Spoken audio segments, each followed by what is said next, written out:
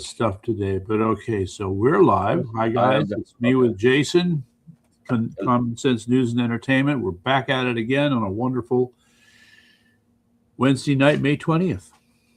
And likewise, yes, we are here on the KT News and Common Sense News and Entertainment once again. At it again, like you say, on Wednesday, May 20th, here Facebook Live. And we are here to talk about a lot of different topics. Right. Well, I think the thing I'm going to start with here is not the usual. Well, actually, I will start with a small, not so much shocking, but surprising, but we shouldn't be surprised. So, are you aware that the United Arab Emirates, no friends of Iran, are halfway through building a pipeline that will bypass the Strait of Hormuz? For themselves. Yes. Yeah. So let me pull up the map, if I may, here. Okay, so there's United Arab Emirates, that nice big yellow blot there. They're a big part of the strait, aren't they? Well, the map makes it seem like that, but if I change the scale, you'd see that they're a lot smaller. And Saudi Arabia, is much more vast. Well, in terms of coastline along the strait, though, they have a significant amount of coastline. I mean, if you go over the Red Sea, that's pretty much all Saudi Arabia territory. Yeah. Okay, so you can't see it, but let's try. So you see that orange blot up there, right at the very top? Yeah, what is that? That's actually part of Oman. Okay. How weird is that? They have their own isolated part away from the rest of Oman, huh? Yeah, I don't know what that's about. Is that little orange thing in between there? Is that also that? They have a little Oman in the middle there too. Yep, that's right. Okay, all of this said. That's very strange. Okay, now if you look, you can see there's a red line that kind of cuts right across that peninsula there, right through sort of the middle of that peninsula. Okay, I'll take your word for it. All right, so you found that little piece of Oman, and you can see the red line to the left of it. Yes. Okay, now if you look just below there, you can just make out the letter F. Yes. Okay, that is a port, and they're building the pipeline from wherever the oil fields are to that city, okay? And you can see how it bypasses the Strait of Hormuz. That's right. It's on the opposite side, on the outside of it. It will render the Strait of Hormuz a non-issue. Great. They're halfway there already, huh? Right. So that's by sometime next year that will be in operation. Got to keep that protected by air defenses. Oh yeah. Who knows what's going to be going on by then, which is another discussion. So yeah. And you can also appreciate, because of their proximity to the actual strait, that this country is of strategic importance too. I mean, does it really render the entire strait moot, though? It doesn't allow oil come from further north in the Persian Gulf?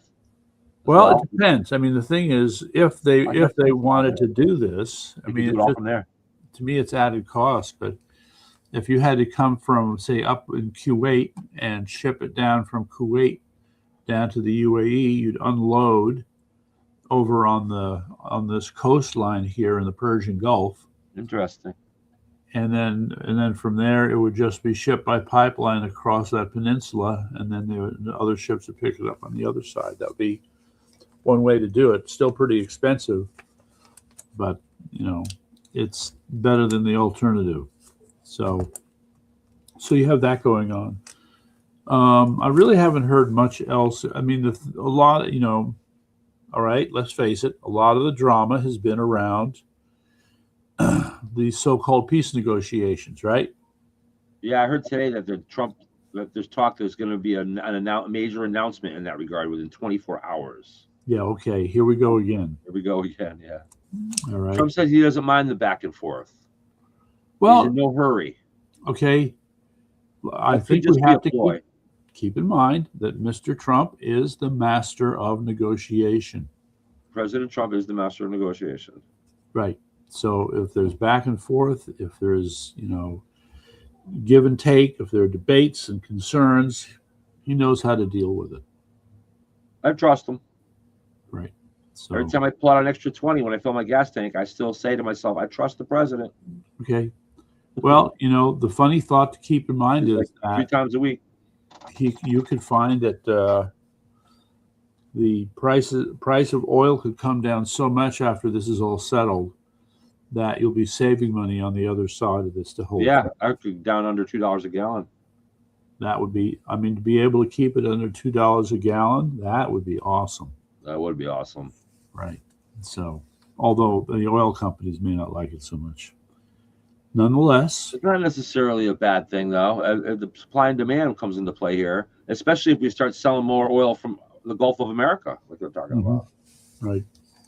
Yeah. So here, I mean, I would be happy with $2.29 a gallon. That wouldn't kill me. Right. So let's see what else. I mean, the peace talks. So again, we know that war preparations continue in the background. All these peace talks are in the foreground. Well, so here's where my discussion departs from economics and moves over into what's right and what's wrong. And what's wrong is if the Iranian people continue to suffer under this regime when this is over. I think that's wrong. I know we're not talking about regime change, but hopefully that's just more public feed, I guess. I hope that the ultimate goal behind the scenes, behind closed doors, is not only for the sake of the people of Iran, but for the realization that as long as this mullah still exists, even if we make a deal with them, even if things quiet down, we all celebrate, that scares me more than anything, actually. It's all the calmness and what is this going to involve? Consistent American inspections of all the Iranian facilities, whatever deal's made. If not, well, or even if so, then they're very patient people. They could probably fake it and build up our trust even over 3 or 4 years, and then some other president comes in and and then one day, boom, oh, we got nukes all of a sudden. So like, even if it's 10 years down the road, like this mullah that has swear death to America, it's a holy war. They're talking all shit on public and their own public feeds while they're kissing Trump's ring or whatever on the other side. It's all duplicitous. And the bottom line is the only way we really win is if the mullahs are gone and the power is restored to the people of Iran. That's my opinion. That should be the objective. Yeah. Anything short of that, in my opinion, doesn't make me feel any better than I felt in January. Not one bit better. The war, as far as I'm concerned, the 47-year-old war continues. I know that's how they're looking at it. Well, I'd say they look at it from an even longer time frame. Yeah, 1,200 years. Well, they won their little revolution in 1979 or whatever, and they declared war, right? Iran declared war against the United States then. So that war continues unless the mullah is destroyed. Right. Well, there's a point that's been made before, which bears repeating. And that is before I address this point concerning this deficiency in Iranian culture or Persian culture, this gentleman, we've talked about him before, named de Tocqueville. He wrote a 2-volume set called Democracy in America. Okay. It was really an extraordinarily insightful look at America from, I don't know, around 1840 roughly. And he made the observation that people in America, and his point was that people in Europe don't do what people in America do. And one of the things that we do in America, they don't do so much in Europe, because that was his frame of reference, was get together and form groups that solve problems. To you and me, this is just obvious, and we do it all the time. But no, people don't do this all the time. This is a uniquely American feature. That comes, you know what? That is an absolute wonderful byproduct of freedom. Yes. All right. So now I guess I'd like to suggest to you that there are a certain group of people that have problems doing the same thing. Iranians. Good. The Iranian culture does not have this trait or feature where people will get together to solve a common problem. It could be irrigation. It could be fixing a road. It could be building a school. It could be dealing with a healthcare issue. It could be, changing out the government, whatever. They just don't. It's not in them. Because I wouldn't say it's not in them. It's just that they've never experienced the freedom, so they don't. They haven't learned it. Okay, well, that's I an wouldn't say it's not important. in them. I just they haven't Well, learned that's it. an important point, and the learning of it has to come from some motive, some force, something that's pushing them in that direction. And Well, it just hasn't been how the about case. Saudi Arabia? I mean, how about Dubai? I mean, they must be doing some problem solving over there. There's some buildings and facilities and some stuff that's going on over there. It's spectacular. No, no. In its place, what you have is an as far as I'm concerned, an undue trust in authority in those countries. Right? They expect them to take care of the problem, and that's a mistake. So, what do we do in Japan after we bombed the hell out of Japan? We went in there and helped Japan get on its feet. Yeah. And gave them some cultural. We had a lot of cultural. They for the first time in their history, yes, opened their door to our cultural influences. Well, but they didn't choose American-style democracy. They too went with a parliamentary system. That's true. Okay, well, and everyone can do the same thing. That's fine. But I think to have, a combination of accomplished Arabian allied nation, with the Arabian nations like UAE and Saudi Arabia are sort of allied. I would argue they're better allies with us than now, like Spain is, Spain or France for that matter.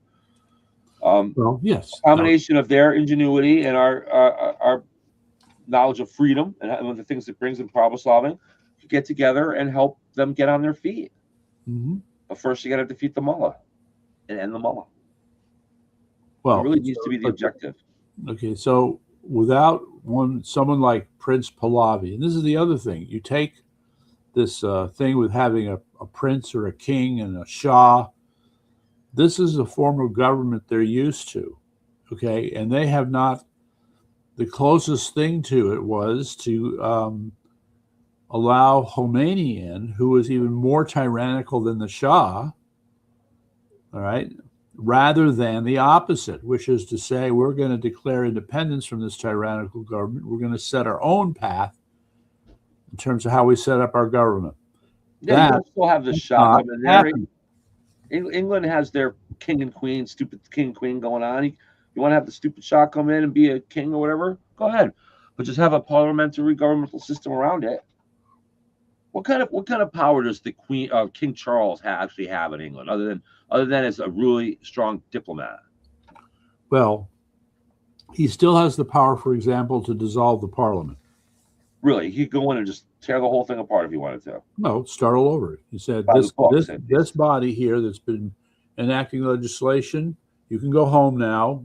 We're going to hold new elections. We're going to hold new elections, and I'll see you later. But what about the people the ones that they send home? Are they eligible to run in these new elections? Probably. Okay, so it's kind of a. Yeah, but no. And they probably 97% of them, the incumbents, probably win again. Okay, there's a history of the king dissolving parliaments. All right, if you go back. Yeah, but when was the last time the King of England dissolved the parliament? 17 something.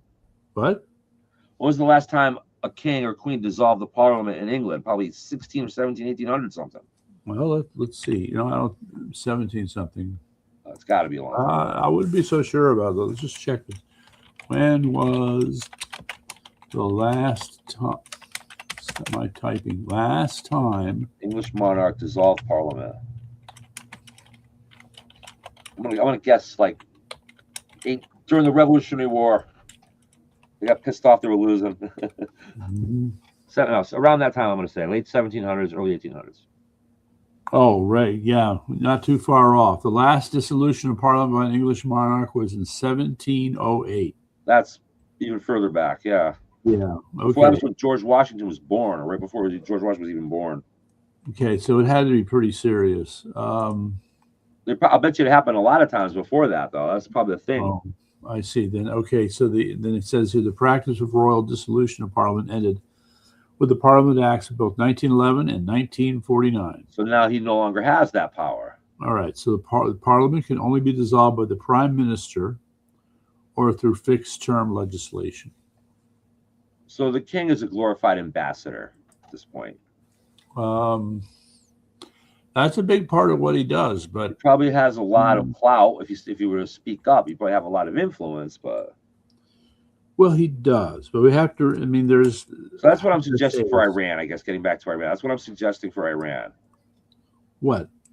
Let them have their bring the Shah back, but let him be answerable to the people. Well, that's what's being discussed. But yeah, be answerable to people. So maybe ultimately it'll become that, but it hasn't happened yet. No, it'll take a long time for all that to shake out. Right. But the bottom line is this: I just hope Trump is bluffing when he talks about making a deal with the mullah. That's all. Well, yes. So what do I want to add to that?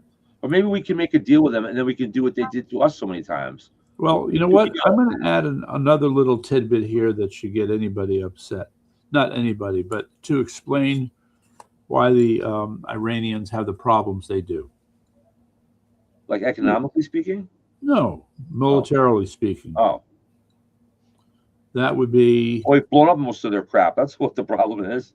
Well, there's that. But what really is disturbing to them is that while they can threaten destroying Israel all they want, they have to be reminded that Israel has nukes too. Mm-hmm. Okay, I think that counts for something in people's thinking. Well, if Israel didn't have nukes, they would have been destroyed by now, probably. Okay, but they do, and they're not going to be destroyed. That's right. Okay, so there's a certain amount of hypocrisy. And they are. Yes, so the Persians see this whole thing as involving a certain amount of hypocrisy, since the Israelis are allowed to keep their nukes. That's their perspective.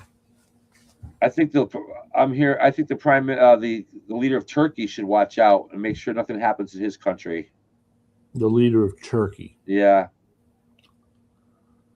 Like what happened in 1979 in Iran could potentially happen in, say, 2029 in Turkey. I'm not so sure about that because Erdogan is, he's politically staked out a position where I would say that he's a strong Muslim. Okay, we think of Turkey as being a more so-called enlightened country when it comes to Islam, but the way he talks and the way he runs the government, he's definitely a Muslim. Mm-hmm. All right. In other words, women in Turkey are slaves. Essentially, I don't say as much, but well, may not be. I mean, that part may not be quite as bad, but there are so many other ways in which you want to control behavior, such as alcohol. Okay, yeah. If you get caught drinking, if you got drunk on the streets of Turkey, you're probably never going to see the light of day again. Yeah, the rules for marriage. You might have your tongue taken out. And the thing with the women, though, in these countries is if you were to walk around the streets of Turkey or walk around the streets of Saudi Arabia, you wouldn't get the sense that women were slaves because they wear the things over their faces, but they're walking around the shop and they're doing everything. You don't get a lot of is stuff that happens inside the home, behind closed doors in the home. Yes. You don't see it in public. Therein lies the problem, Right. You rarely see it in public. You may see it in public once in a while, but you rarely do.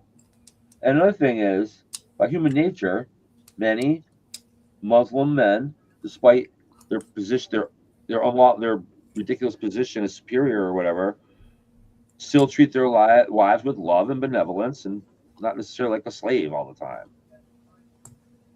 Okay, I will say that there's. Yeah, so I'll agree with you there. True, as bad as slavery is, there were some, even here in the days before the Civil War, in the Bone South, some slave owners were much more benevolent and kind and treated their slaves like family, and others were cruel and harsh, and there's the whole spectrum. And so my guess is that in a place like Turkey or Iran, there's a lot of that. So it's not as pronounced as you think, but it still exists, and it's a fundamental wrong. And I don't know if that kind of stuff, I guess the Muslim thing is just something we have to live with at some level. Do whatever you want, as long as you don't say you want to destroy us. That's really what it matters. That's what it comes down to. We can all say it's wrong, the way they treat women, the way they treat dogs. It's funny how we call ourselves dog is man's best friend. Yeah, well, What a not joke. in We their slaughter like religion. 15,000 of them a day here in America, and they're Mhm. murdered just for being on the street, and most of the rest of the world. With friends like us, who needs enemies? Hmm. But speaking of, I'm getting off the subject a little bit, but I do want to get a dog soon. Uh, wait, how's the cat going to handle that? Well, cats are fine. At some point, no, my older cat, I would wait till my older cat passes on, probably. And how old is your older cat? 11 now. All right, Getting up there. that's getting up there in Lady. years. I'm not saying tomorrow, but I like as I get. I guess as what I'm saying is the only reason I haven't had it as a child, I always had a dog in my house. As an adult, I've never had a dog, and the reason why is I couldn't at first, but then as I got older, my Mhm. work schedule was such that I didn't feel like I gave a dog the kind of attention that a dog needs versus cats don't need as much physical attention. You know, in terms of dogs are much more needy. Having a dog's like having a 3-year-old kid. Having a Sure. cat's like having a roommate. What's that supposed to mean? They're different. The cats are way more independent. They don't care if you're around or not. They're glad to see you. They love No. you. There was this thing on Time magazine once. The front cover said, "Does your cat love you?" And I laughed. I said, "Of course your cat loves you if you treat it right." Right. But silly question. The idea that they had to put that on a cover of Time magazine to show you the kind of morons we have in the media in this country. All they're trying to do is get people to buy the magazine. I get it. That's Is that all. all? Is that all that CNN is doing? Well, they know who their audience is. Very Okay. small. It's okay. I guess the rule is how do I say it? If all right, the title of the book would be How to Build Your Audience. Chapter 1. Content. Read your audience and lie accordingly. Well, that's not our theme. I'm not reading that book. But in the sense that that CNN continues to spout this stuff and he's sitting and listening to it, it's like, are you obviously you're playing to an audience that wants to hear that stuff. So in that respect, CNN is just feeding the illness. CNN is just sustaining and nurturing Trump derangement syndrome.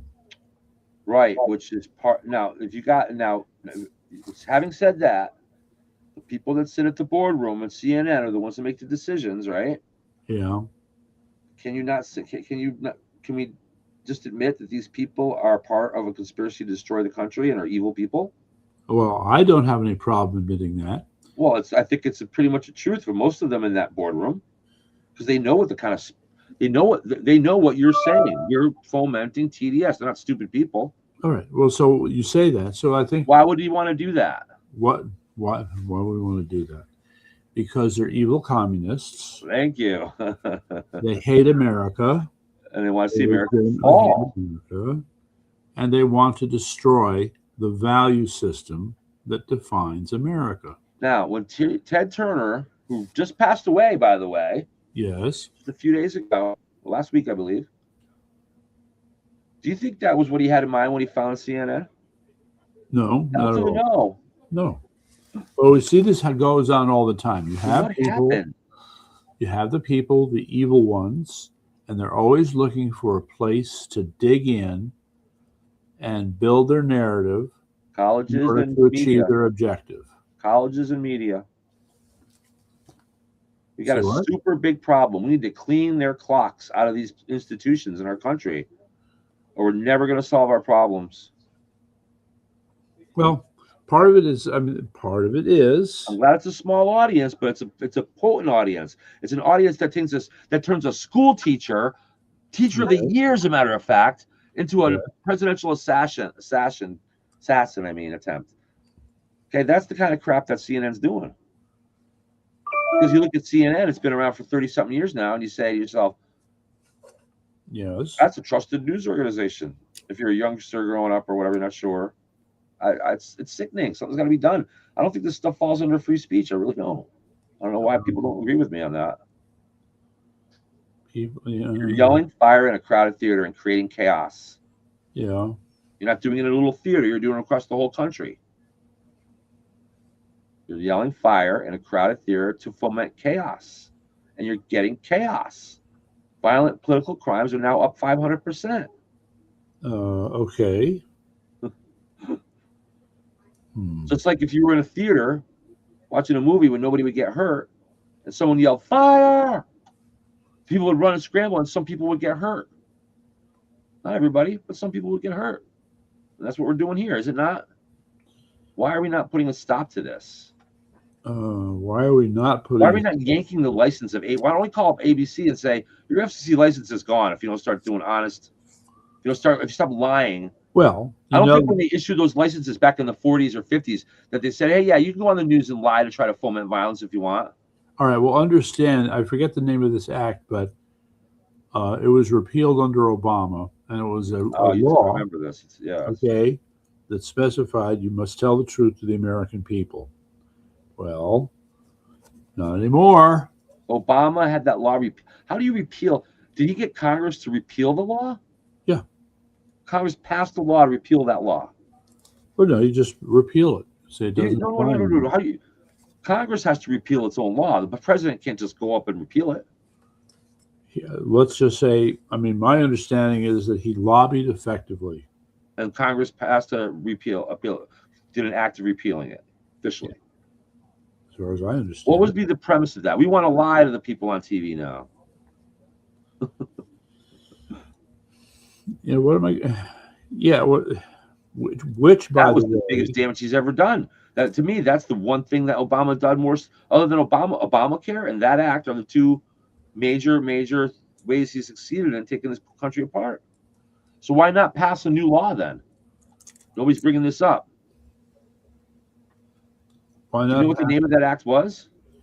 It's on the tip of my Hubert something or other, as I recall. Let's reinstate the Hubert Santos, whatever the hell it is, act of 1950, whatever it was. Yeah. I can't imagine the argument he made to lobby that down. Must have been a lobby to rhinos and Democrats all the way. Okay. That was the lobby. This is how we destroy America. See. Man, we got problems. We got problems. We just see required telling. Even if they, you know what, even if they brought back that law, it would only affect ABC, NBC, CBS, PBS, Fox. Wouldn't affect the cable channels. Wouldn't affect the streaming channels. No. It only regulates, the FCC only regulates over-the-air programming, which is fair. That means CNN could still lie. Mm-hmm.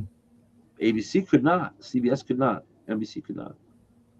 That's a good tip of the scale, though. Reinstate the act. You know, I'm trying to find.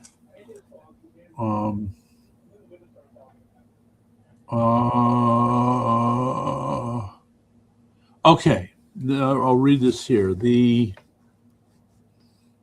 language says here, it was the Smith-Month Modernization Act, which was contained within the National Defense Authorization Act for the fiscal year 2013. And the language in there was changed so that it eased some restrictions so that media produced by the U.S. Agency of Global Media and intended for foreign audiences could be distributed domestically upon request. Okay. A long-winded way of saying they could lie to America. That's crazy. Well, it's nuts. There it is. There it is. So, yes, that apparently is how it started. Maybe send me something on that, man. If you got whatever you found there, we should start posting stuff and start lobbying for that act to be followed, to be reinstated. I get my guy Ryan Blade involved in that. Your guy. Oh, speaking of which, all right. First of all, while we're talking, the way this, you have to read between the lines here, because the only way this came up was from a phony fact check article. Okay. And I think, let's see here. Hold on. This is one of the downsides of the creation of the internet. There's a lot of great things that have come from the development of the internet, but it's also a lot of bad things. This is one of them. As you'll see, this is not a function of the internet. This is a function of longstanding legislation. It's gonna get loud now. And so I think if you look up the Smith-Mundt Act, I have a feeling I'm going to lose my you'll studio here get pretty better soon. information than this silly article. But Yeah. there, I just sent that to you. Okay, I'll look at that later. Yeah. I might have to cut it short because we're going to be having people over here pretty soon, and it's going to be a lot of people talking. Really? How pretty soon? Like they're already in the kitchen talking. Melissa's older son is here with his friend, and they haven't seen each other in a long time, and they're going to come in here talking. And hopefully, I'll just keep going for now. See what happens. Yeah. All right. I might have a lot of rumbling and dumbling in the background. I might be able to might ruin things for me here. So we'll see what happens. It's hard to do this kind of stuff at home sometimes, yeah. But we are looking into a studio. So by the way, tomorrow I've got my debit card up and running. I'm gonna verify on X. That's a big step for me to start building up a following on X, which is I've been really neglecting for a year. Yeah, well, you and me both. So the and then the other thing there's a lot of stuff I don't understand about X, but when I went back, all right. So first of all, I've got 3 accounts on X. Okay, well, my real estate account, imaginary Casanova over here. Yeah, yeah, right. So that the real estate account, the account that I call Imaginary Cubit, and then another one that's Tabasco Science, which is sort of a goofy thing. But it the borders a lot between these 3 things have been violated a long time ago. So a lot of political stuff ends up on my real estate X account, which I don't want. But right there it's. I get that. So I really want to start off with. What I really want to do is stop using my own personal accounts as well, and just use CSNE accounts. Yeah, that's where we're going. I have one on Facebook now. I haven't really done much with it, but it is linked to mine. Yeah, it's got 1 follower, some bimbo from Ethiopia or something. I don't know. Yeah, but we're gonna get it going, and maybe I should start. I'm wondering at what point I should start just posting on that one as opposed to my own personal one. Yeah, but okay. I have 997 followers on my personal one. I don't want to lose all that either. So that's why I'm meeting with a guy actually on tomorrow afternoon as well, who says he's really good with social engineering. So yeah, well, so I'd like some. I mean, all of them. I mean, I have the worst time with Instagram. I hate Instagram with a passion. Well, hopefully this meeting tomorrow will be a big step in the right direction. I have a couple of options in that area now. The this business down the road for me, and then also this new guy I just met up with. Okay, so there's, it's supposed to, I don't understand how this works. It's supposed to put up the 3 accounts, and I can't find the thing I have to tap on. I think there's a way. Isn't there a way on X to do a combination that puts them all together? Sorry? I think there's a program you can run that will help merge them, I think. What do you mean by merge? Bring them into one account. That would be, you don't want to do that, probably. That's StreamYard. No, I mean to take, if you have 3 different accounts on one social media site, on X, say. Yes. Features you can go into on X, internally on X, that will help you put them together. Or manage them better or whatever, or completely take them apart from one another if necessary. Oh, we got the music going tonight. I should have brought my ukulele.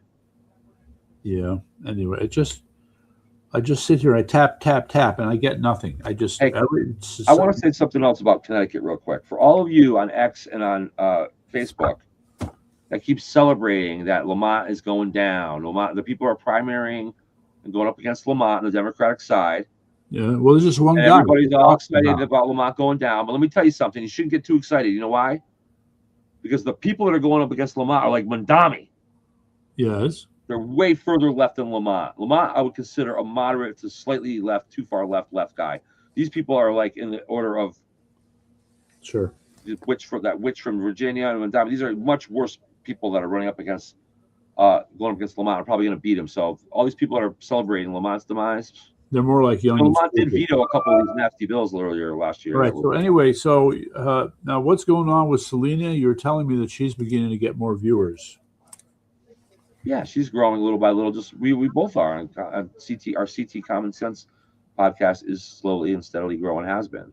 Okay. But she keeps telling me that I have to start streaming things better between the different sites because that will help the whole thing grow. Well, I don't understand. What does she mean, streaming between different sites? Well, I mean, she wants me to do more with Rumble, for instance. All right. Well, that's setting up your StreamYard account. Right. So I'm also going to subscribe to StreamYard using my new debit card as well. All right. Yes. But I don't want to do anything until I have this is the same way as listen, just like I want to start the business with the right consultation for nonprofit status, I also want to make sure the platform that I set up to stream everything is professional, well done, and I don't take any dumb steps in the beginning and screw it up. So what I'm going to do this week, actually, or it's probably going to be the beginning of next week. Tomorrow's Thursday, so yeah, I'm so hammered with work right this week. But I am gonna subscribe to X again, get verified, and StreamYard, and start messing around with it. But someone might come along. See, I don't want to spend money on that and have someone come along and say, "Oh no," some professional guy come along and say, "No, we use this." Then I got to break everything down. You see, so I always want to make sure. Well, you have to do your homework then. Do it right the first time. That's the main thing, baby. Get it right the next time. That's not the same thing. You know that nobody knows that Billy Joel song. All right, there was something I came across. Same thing. Oh. Go to make the first time last. La la la la la la la la la. I know every Billy Joel song, just so you know, everyone. You know what? Every Billy Joel song, every single every one. Billy Joel song. Everyone. That means released or non-released. Big fan. I have every one of his CDs and cassette tapes before that. Okay. Stormfront's the worst of the albums. Scenes from Italian Restaurant, the best. All right. How many albums has he done? Oh, it's been 13. Let me see. Now I know them. It's Cold Spring Harbor, Piano Man, Street Life Serenader. Then it was The Stranger, Turnstiles. Then The Stranger. Then came 52nd Street. Then Glass Houses. Nylon Curtain. Innocent Man. The Bridge. Stormfront. And The River. 12. Mm-hmm. I know Billy Joel. I know my Billy Joel. All right. I know my Beatles too. All right. Bruce Springsteen, unfortunately, I know him very well as well, although I'm a little disgusted with that man right now. Okay. This man, Bruce Springsteen, is on the side of the people that destroy the lives of the very people that he's sung about trying to save. The irony is rich. The irony is rich. Yes. What are you going to say? My son and I rented a Mustang GT in September of 2023 and drove down to Washington, D.C. to watch Springsteen concert. How'd it go? He was phenomenal. Guy, an entertainer, yes. Oh, his music is great. I mean, his performance as an artist is as good as his politics is bad. Yeah, that's a fair statement. I try to separate him if I can, but honestly, I haven't listened to the man in over a year because I'm so disgusted with it. Yeah, no, it's I mean, there is this separation in terms of people's attitude towards different musicians. It's politicizing of music is a huge mistake, but hey, if they got to go down that path, we're not going to stop them. His music, that's the thing, though. His music is like, he's singing songs that a Trump MAGA supporter, if you listen to the lyrics of his music, would say, rah, rah, you know? Mm-hmm. So it's such a contradiction of his position with what he's actually music. Now he's making all this music. He's still making music, the man is, and now it's anti-Trump stuff. So I'm done with the guy. Yeah. Done with him. Smaller audiences. Be proud.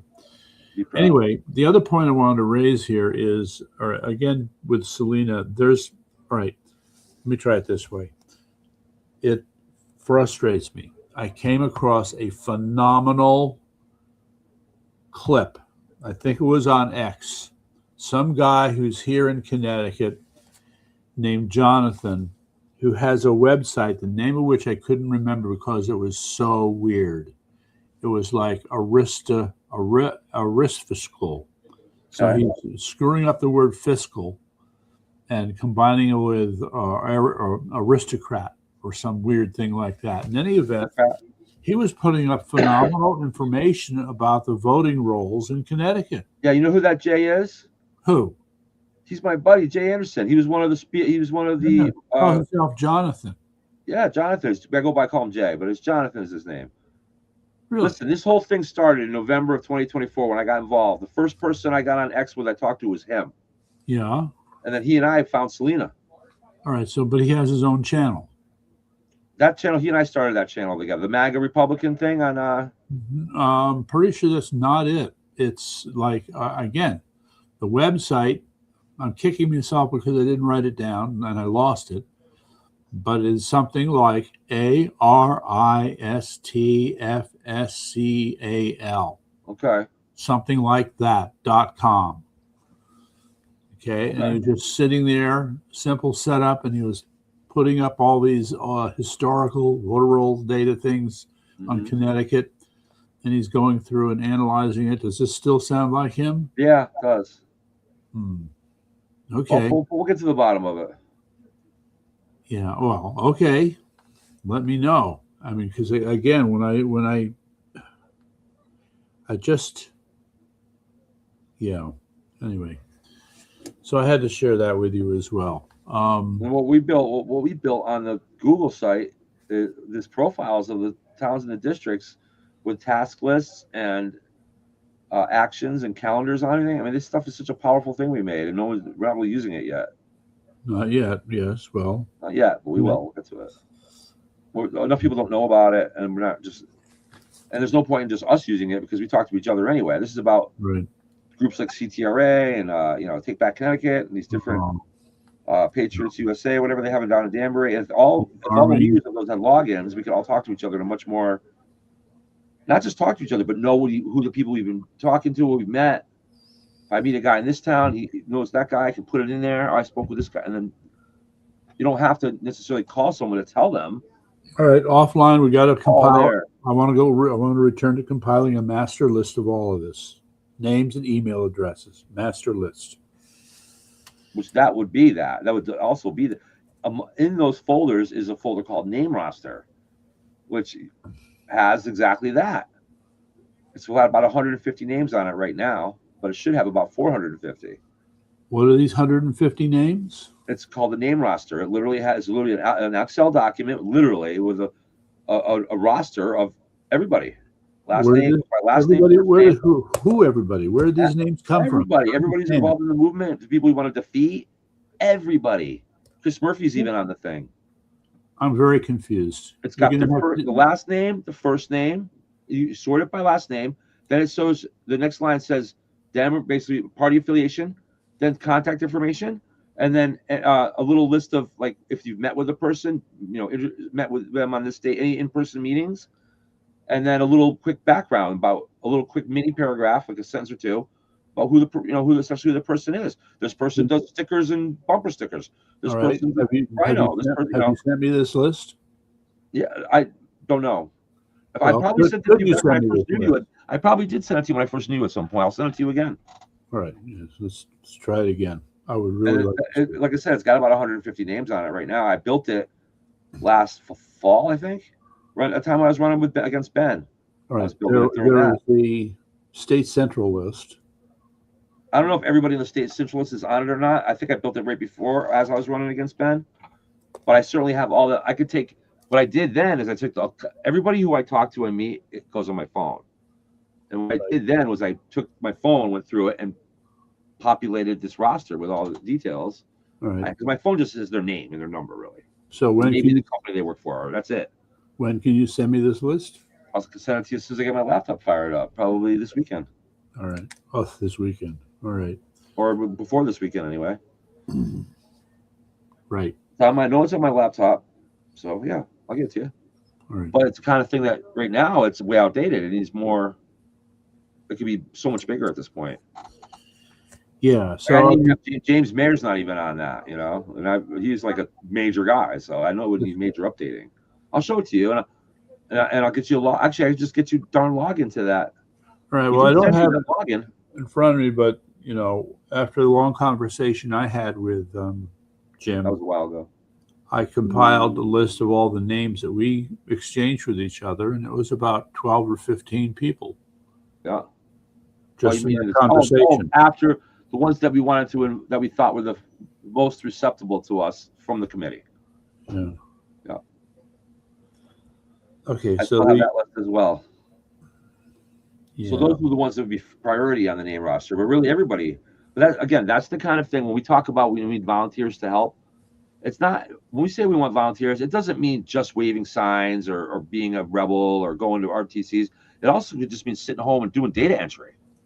Yes, it does. Doing clerical work, things like that we really need help with. And so why isn't the roster at 450 people like it should be? That's why. There's just no time for me to sit and it took me like 3 hours that night to build that one up to 150 the way it was, to make it detailed and accurate.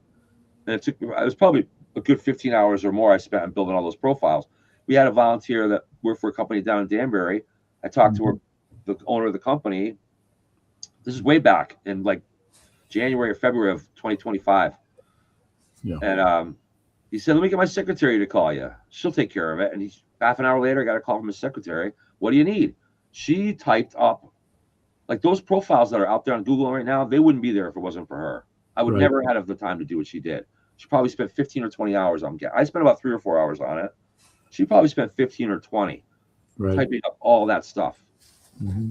And so that's the kind of stuff where the rubber really meets the road. And you know what? That could appeal to more people too. Because I think one of the reasons a lot of people don't want to come forward is they're worried about exposing themselves and, putting themselves out there too much, and they want their privacy, whatever. Here's a way you can help out and maintain your privacy. Okay, well, my problem is I keep trying to come up with ways to harass the Democrats. Well, I was, Proto's not a Democrat, but I harassed him the other day.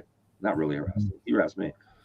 Well, William Tong, when I was at the Capitol a couple Tuesdays ago to meet with Sheila Gallo, we got to call her and get her on the show.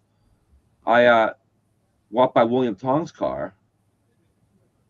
I think I told you that already. And it looked like he's by an old beat-up car in his parking space. Yes. I know he's got a Lamborghini at home. I walked by about 30 minutes later. The car's gone. I'm thinking if I had just kind of hung out, I probably would have had the man would have come out to his car. We could have had a nice little conversation. Oh, yeah, right. But he would at least have to address me. Conversation with Stalin. You think he would have ignored me, or what would he say? I would be right there, right in his car. He would have just talked his usual shit, as far as I'm concerned. But he's not. I find him not good at standing his ground, having a real debate with people. I have yet to see evidence of him doing that. No, he's a tyrant. He's there to try to rule, not govern. Yeah, so I'm sure he's a little displeased that Tina Peters is going to be released. Yeah. Mm-hmm. Well, he's a bad dude, so it would have been nice to have confronted him. Believe me, I would have had some nice questions for him. I thought I asked Ben pretty good questions. I don't know if did you watch the longer version of the video with him? Not yet. No. I ended up interviewing him for about 5 or 6, 7 minutes after that, the second time around. I thought I asked him pretty good questions. The one I didn't ask him, though, that I wanted to ask him. What? Ben, even if we grant you that you're not corrupt, even if you're just doing your best and it's not working out, even if I grant you that, isn't at the end of the day, isn't it just results that matter? And considering the results have been bad in the area, shouldn't you just resign? Isn't it fair to say that you should be let go at least because of this across the board? Alex Cora just lost his job as Red Sox manager because they were doing so badly. And many would argue that just because he was the manager, that's enough, even if it wasn't his fault. Don't you think that's a viable argument, Ben? What do you think? Well, the way I would set it up is a trivia question. Which team in the National Baseball League, or Major League Baseball has the worst win-loss record? Well, not anymore. Red Sox not anymore. No. Well, I think you'd find that is still being held by the Colorado Rockies. Well, I'm sure. And so, Ben, you need to realize that your win-loss record is worse than the worst team in the Major League. Yeah, the worst team in the history of the Major Leagues, for that matter. Yes. Can't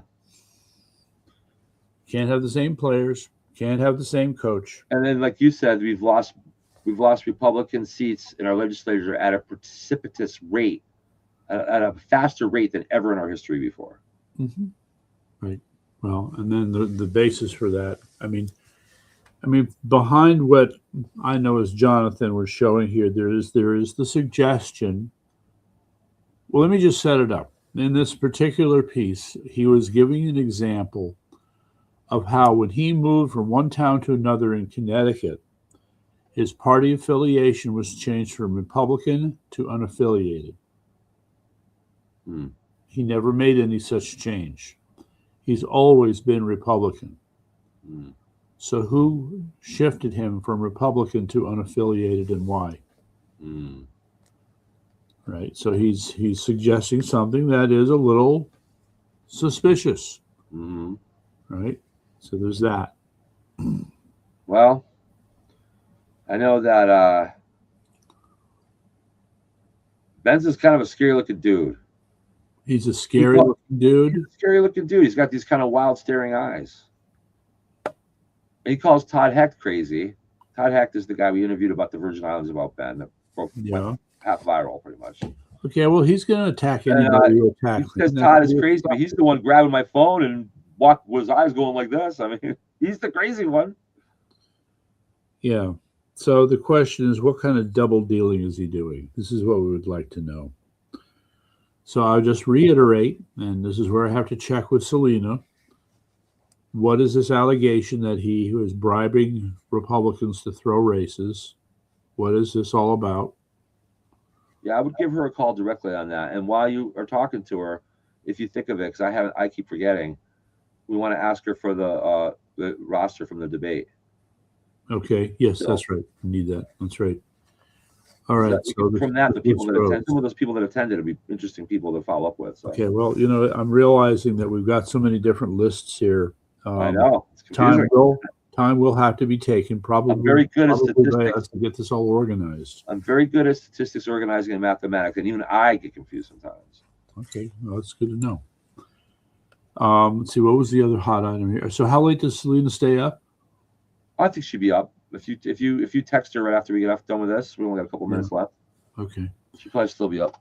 All right. So anyway, there's one other hot item I want to throw out. This is the flashes of justice phrase that I put in here.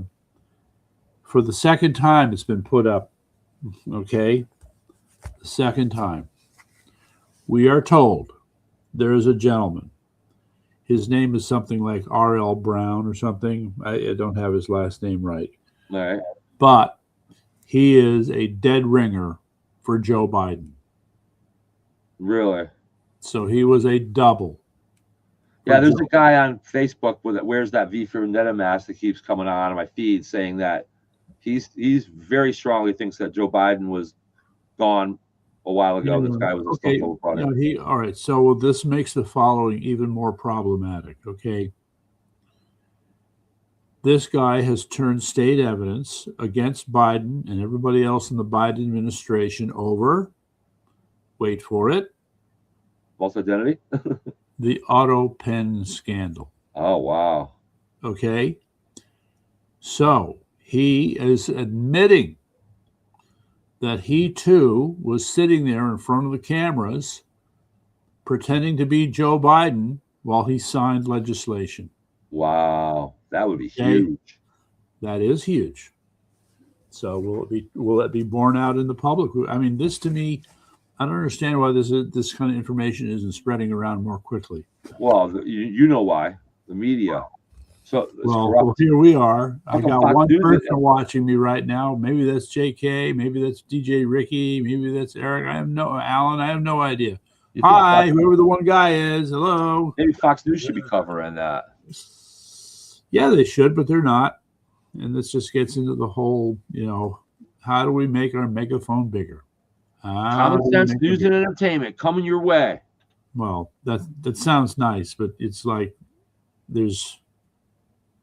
it's coming.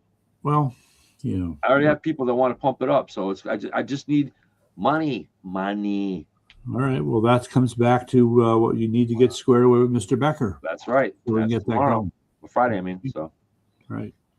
I wish it was tomorrow was Friday. I'm exhausted. It's been a lot. We went from 0 to 60 so fast with this investigation stuff. Yeah. Oh, your son's going to be running around like crazy tomorrow and Saturday. Right. Well, he did by the way mention that you have this hard and fast rule about not using your phone. About what?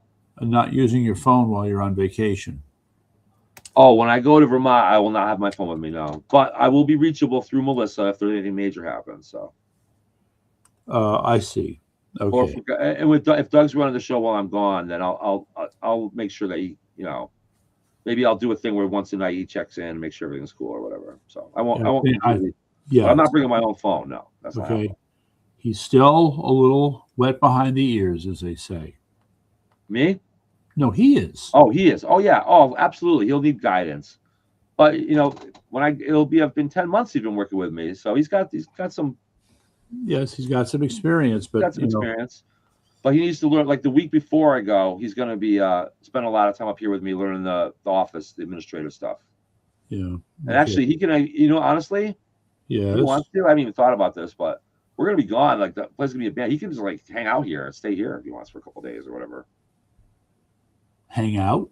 Well, if he's going to be manning the office here while I'm gone. Okay. Well, all right. So if he doesn't want to drive back and forth every day, he could crash out right here.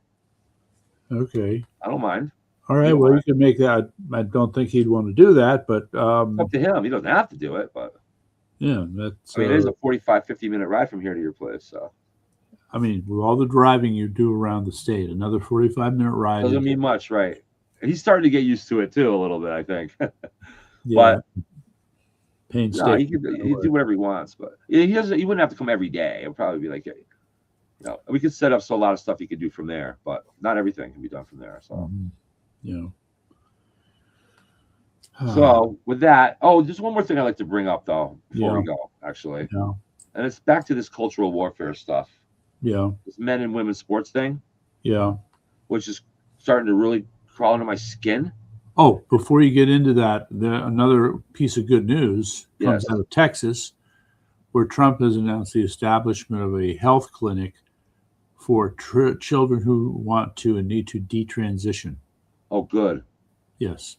So that's back to being, I'm a man, I want to be a man. Not, woman, I want to be a woman. Not anymore. Right, but they want to be what they really were born with, is what I'm saying. Sorry?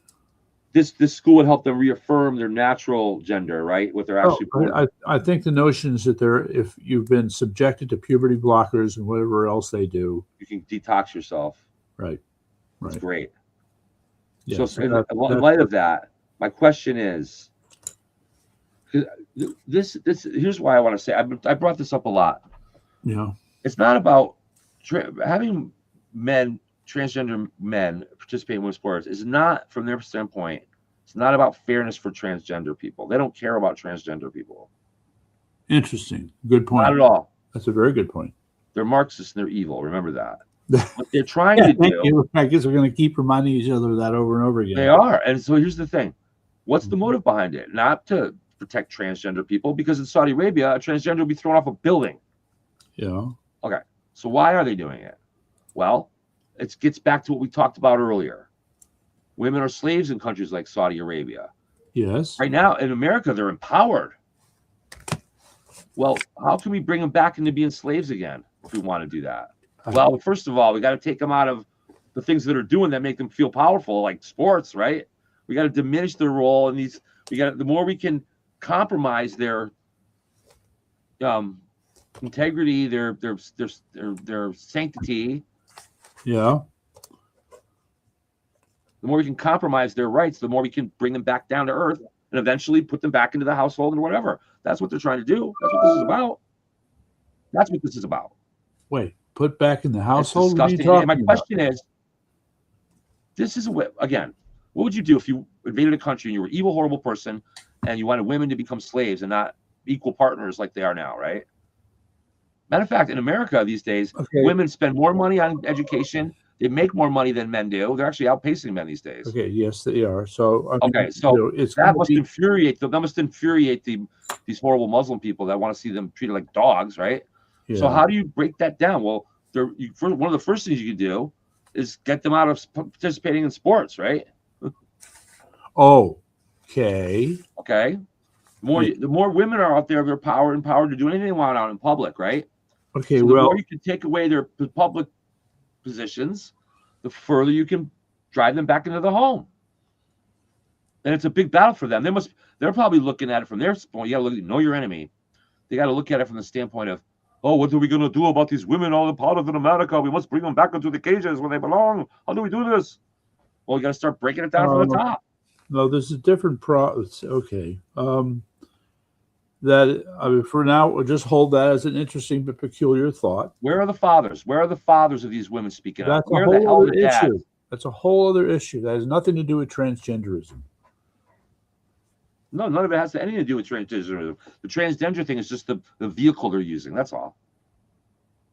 All right. So I'm trying to put together what constitutes your narrative here with respect to this suggestion that what liberals are trying to push women back into an enslaved role. Yes. Not typical moderate Democratic liberals, no. But the far left wing that we all know is taking control of the Democratic Party, this red-green wave that is sweeping through the nation here, is causing Jewish people to be hurt and all that. Those people are putting an influence on the Democratic Party, and yes, that is their objective. I need more evidence because there are too many. You're putting men in women's sports. What more evidence do you need than that? Okay. What was your reason? Why do you think they're doing it then? Because they care so much about transgenders' rights? No, they want to. What is the reason in your book? My reason is that they want to confuse people so badly. Because remember, these are the same people who walk around telling you that men can have babies. Right, break up families. Yes, this is all to me. This is all an assault on the family. Okay, that's right. And women, though, and also assault on women too. It's to break down women's roles in society and stop making them feel so powerful about everything. Okay. Perhaps to help you focus your thinking on this a little bit, you have to keep in mind that the rise of transgenderism is something that is absolutely 100% diametrically opposed to feminism. That's right. Okay. Feminists say, we know what a woman is. I'm a woman. Look at me, blah, blah, blah. Okay. Transgenderism refuses to acknowledge those obvious things. That's right. Okay, so you've got a problem. It's all part of the plan to break down families and break down our cultural norms and create their ridiculous society here is what they're trying to do. Yeah. So what I'm getting at is not just about allowing boys to participate in women's sports because they feel like women. That's that's just what they're saying on TV. Okay, that's just what they're trying to sell the regular people with on, confuse the regular people with on it. But that's not their major objective. They don't give a crap about transgender people at all. Which you just said earlier, yes. And really, what I really wanted to say to start with is, where are the dads? Where are the fathers? Where are the fathers of these girls? Where are they? Why aren't they speaking up? And they are. They are not in big enough numbers. I'm seeing some of it. Okay. So we're lucky I don't have a kid in high school trying to play sports. Let me tell you right now. Be hell-bent. I have grandchildren that are going to be dealing with this. Honestly, I'm thinking about telling my oldest daughter, she says they're my 3 grandchildren. I'm thinking about telling her, what can I do? I know she's always wanted to live in a warmer climate anyway. Yes. What can I do to help you and your guy and the kids go to Florida? How can I help? I see, yeah. I want my daughter near me, but yeah, well, I would say she should spend a little time. Going to be in kindergarten next year. I just dread what's going to happen to her. Okay, we have to speak up. We have no choice. And people sitting around worrying about the pushback that might come from angry liberals, forget about it. Forget about it. There's more of us than there are of them. It's the 80-20. It's the 80-20 issue. Yeah. And there's different levels that, like I said, you could do things behind the scenes. At least make sure you get registered and go out and vote. You don't have to be a rebel rouser. You just got to get involved and pay attention and make sure you get registered and vote. Well, to really, me, this is the last chance. This is the last chance that we're going to have to fix this thing with votes. Yeah, well, that's the I'm babbling. We're past our time. What else you got on your mind before we hit the? Just that we're confronted with so many things that there's a place where people are going to have to specialize. Okay, Mr. Big Picture gets to worry about everything, but you can't do everything.